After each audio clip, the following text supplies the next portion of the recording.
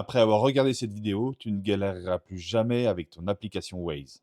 Dans cette vidéo, je vais te montrer des paramètres, des petites astuces et des réglages hyper importants qui vont te permettre d'avoir une utilisation fluide, sans aucun problème et sans avoir de grosses surprises sur le trajet. Bonjour à tous et bienvenue sur la chaîne Astuces Privées. Alors dites-moi, qui n'a jamais eu de galère avec l'application Waze? Le GPS t'envoie sur un mauvais chemin, il oublie un radar, ou pire, il te fait passer sur une route en terre que personne n'utilise. Quand l'application ne te prévient pas, tu te retrouves dans des bouchons monstres. Bref, on a tous vécu ça. Mais aujourd'hui, je vais te montrer comment éviter tous ces problèmes grâce à des réglages simples mais ultra efficaces. Alors prends ton téléphone et suis-moi pas à pas. J'utilise un Android, mais sur iPhone, c'est exactement pareil. Ça sera les mêmes réglages. En haut à gauche, on a ces trois traits. On va d'abord cliquer dessus. On va se retrouver sur un menu et on va cliquer sur Paramètres. Ensuite, on va cliquer sur Général et on va retrouver un autre menu. Ici, on va commencer par cliquer sur Suggestions de trajet. Dans le menu Suggestions de trajet, active Afficher les suggestions de trajet et recevoir les informations sur la circulation. Grâce à ça, Waze va t'indiquer toujours le meilleur trajet selon la circulation et en temps réel. Et c'est ça qui change tout. Ça sera en temps réel. Donc fini les bouchons imprévus, fini les détours inutiles. Bref, tu as tout en temps réel. Et c'est un premier réglage qui est bien utile pour éviter de gros bouchons ou des travaux qui n'ont pas été encore signalés. On revient sur Paramètres général et on va cliquer sur Actualiser la carte de ma zone. Ça va permettre de télécharger la dernière version de la carte avant de calculer ton trajet. Tu évites ainsi les routes qui seront fermées ou les erreurs d'itinéraire qui ont été changées depuis la dernière mise à jour de la carte. Donc, moi, je conseille toujours, avant de partir, de le faire manuellement. Normalement, ça le fait automatiquement, mais en appuyant là, actualiser la carte de ma zone, plus d'erreurs. S'il y a eu des travaux qui ont été mis en place et que la dernière carte qui a été mise à jour dedans n'est pas actualisée, on ne va pas voir les travaux. En faisant cette simple manip, eh ben, on va les détecter. Ce qu'on va pouvoir faire ici aussi, c'est empêcher le verrouillage automatique. Comme ça, ton écran reste allumé pendant la navigation. Tu perds plus la vue de la carte quand ton téléphone se met en verrouillage automatique. Et ça, généralement, ça arrive toujours quand on est en plein milieu d'un rond-point et qu'on ne sait plus où on doit tourner. Donc, on doit rallumer le téléphone et remettre le GPS en route. Donc, en activant juste ça, ça va éviter que le téléphone se verrouille automatiquement. On va vérifier aussi que la navigation dans l'écran de verrouillage est bien activée. Si ton téléphone se verrouille, la navigation reste affichée et comme ça, tu peux continuer à suivre ton trajet sans toucher ton téléphone.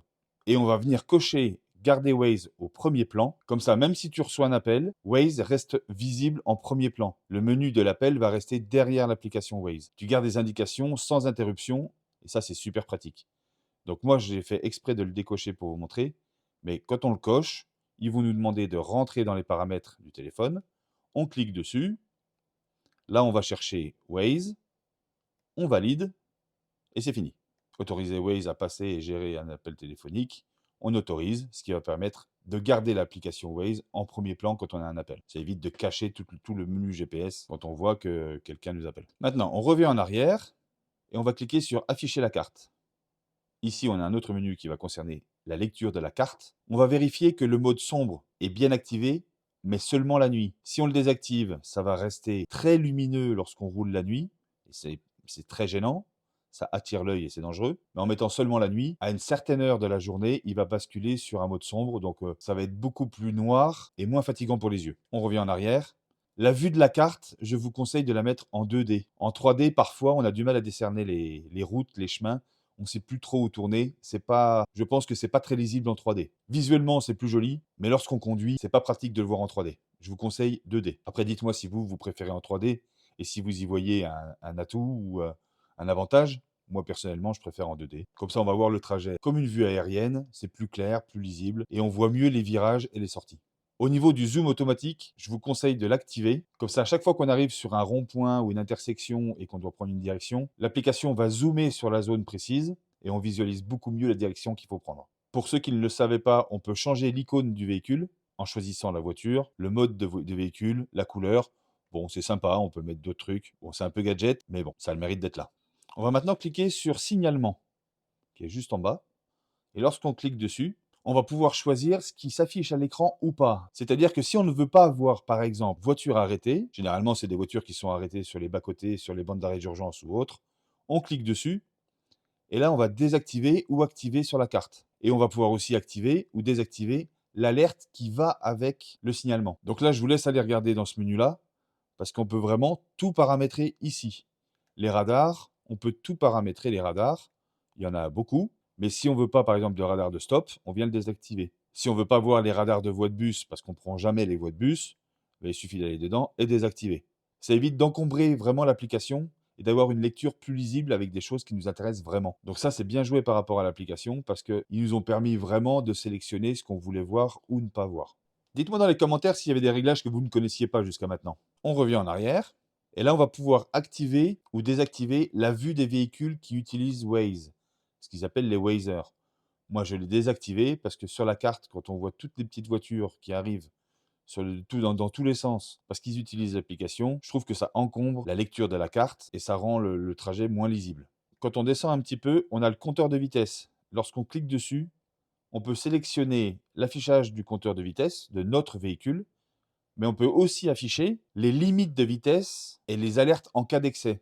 Alors ça, j'ai trouvé ça très pratique parce qu'on affiche toujours la limitation de vitesse, c'est-à-dire qu'à la vitesse où on roule. Ensuite, on paramètre le seuil d'alerte de la vitesse quand on va la dépasser. C'est-à-dire que si je roule à 50, à 51, ça va sonner. Donc moi, j'ai mis à la limite. On peut mettre 5 au-dessus, etc. Bon, l'avantage, c'est de le mettre à la limite. Comme ça, dès qu'on dépasse, on sait, on est averti et c'est quand même plus pratique. Et il faut bien sûr activer l'alerte en cas d'excès, ce qui correspond à tout ce qu'on a paramétré au-dessus. Comme ça, on va entendre qu'on dépasse la vitesse.